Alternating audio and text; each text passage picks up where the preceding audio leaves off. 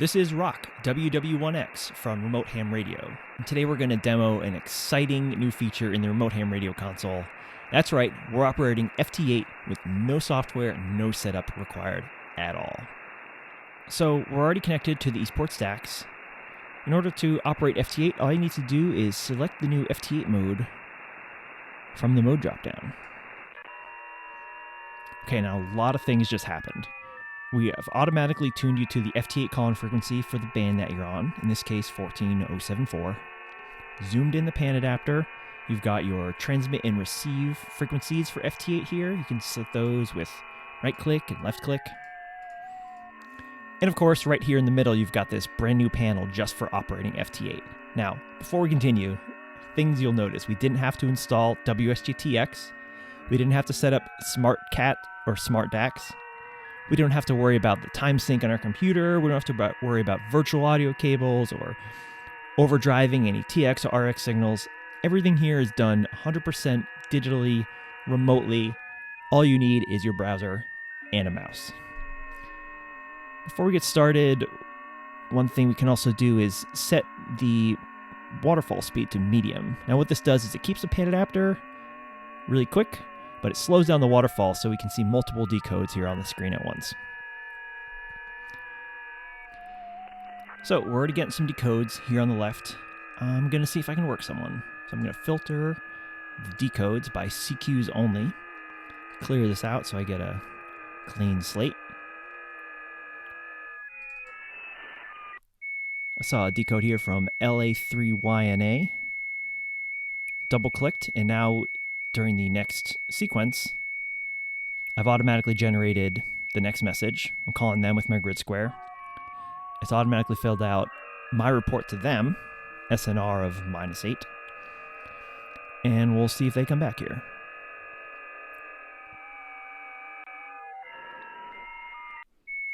All right, it took a couple tries, but here we are. I haven't done anything. I've just been sitting here, calling. Finally, he came back to me with a +4. Now, the sequence is automatically advanced, so he called me. Now, I'm responding with his report, the -11 here. He's giving me a +4.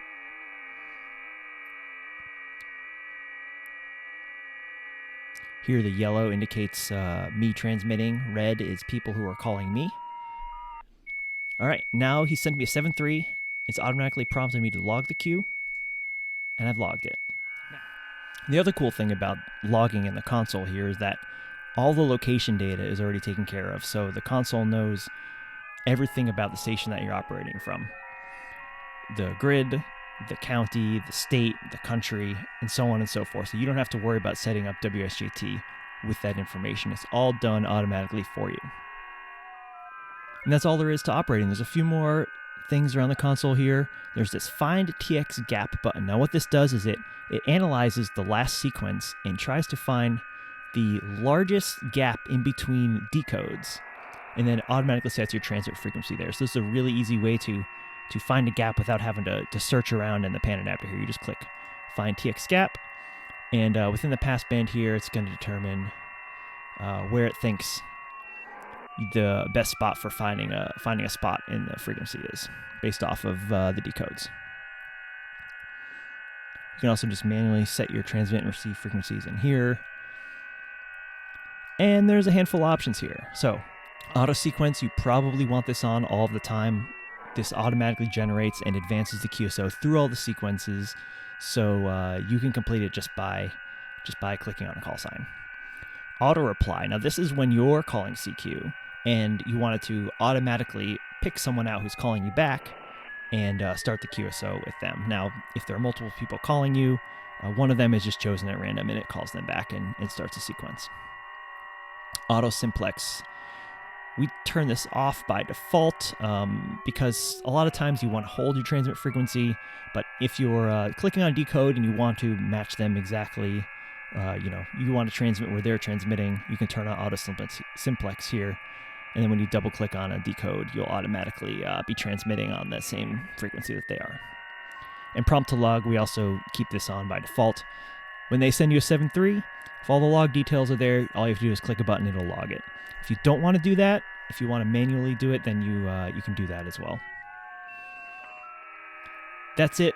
We're super excited about having this capability in the console to operate whenever, wherever.